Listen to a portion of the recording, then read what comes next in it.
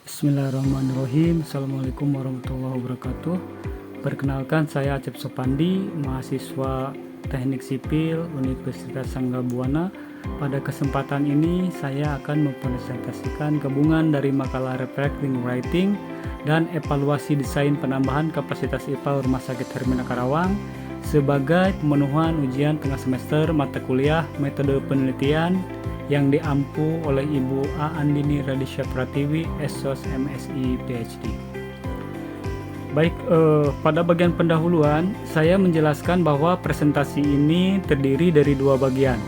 Yang pertama, refleksi pembelajaran metode penelitian, dan yang kedua, ringkasan tugas evaluasi desain IPA yang menjadi topik khusus penelitian atau proposal penelitian yang saya ajukan. Selama perkuliahan metode penelitian, saya mendapatkan banyak pengalaman yang membentuk cara pandang saya sebagai calon peneliti. Refleksi ini menggambarkan peningkatan pemahaman saya terhadap konsep-konsep dasar penelitian. Selanjutnya, referensi manajer. Awalnya saya menganggap referensi manajer hanya alat administrasi, namun setelah mempelajarinya, saya memahami bahwa aplikasi seperti Mendeley dan Zotero sangat penting untuk menjaga etika akademik, kerapihan sitasi, serta memudahkan penyusunan daftar pustaka secara otomatis.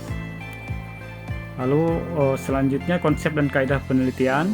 Pada materi ini, saya belajar bahwa penelitian harus dilakukan secara sistematis, objektif, dan terverifikasi.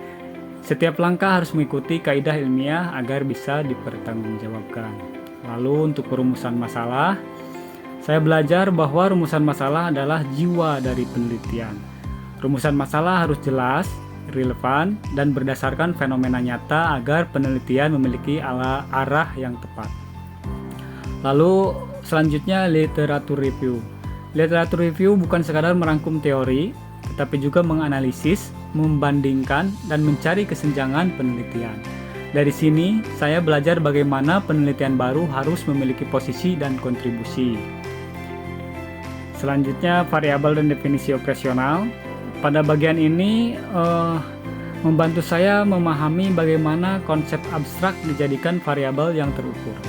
Definisi operasional sangat penting agar data yang dikumpulkan konsisten dan valid. Selanjutnya, sebagai penutup untuk reflective writing, jadi secara keseluruhan, perkuliahan metode penelitian memberi saya banyak manfaat, baik secara akademik maupun sikap ilmiah seperti ketelitian, integritas, dan tanggung jawab. Baik, untuk selanjutnya masuk ke bagian kedua, yaitu evaluasi desain IPA Rumah Sakit Hermina Karawang.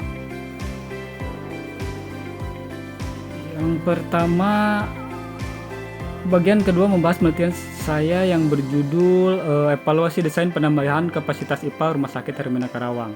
Penelitian ini penting karena peningkatan kapasitas IPA harus menjamin bahwa limbah rumah sakit tetap aman bagi lingkungan. Untuk latar belakang, Rumah Sakit Hermina Karawang meningkatkan kapasitas IPA dari 50 meter kubik per hari menjadi 150 meter kubik per hari karena bertambahnya jumlah tempat tidur dan aktivitas rumah sakit. Jadi perlu evaluasi agar sistem yang baru tetap memenuhi standar lingkungan. Selanjutnya, rumusan masalah. Rumusan masalah yang saya teliti meliputi: 1. Bagaimana kualitas limbah sebelum dan sesudah peningkatan kapasitas. Yang kedua, apakah desain konstruksi sudah sesuai standar IPAL.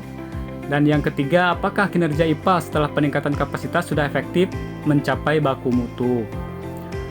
Selanjutnya, metode penelitian. Saya menggunakan pendekatan kualitatif deskriptif.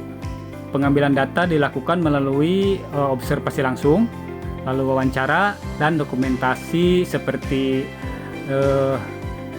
detail engineer design, as-built drawing, serta hasil lab limbah.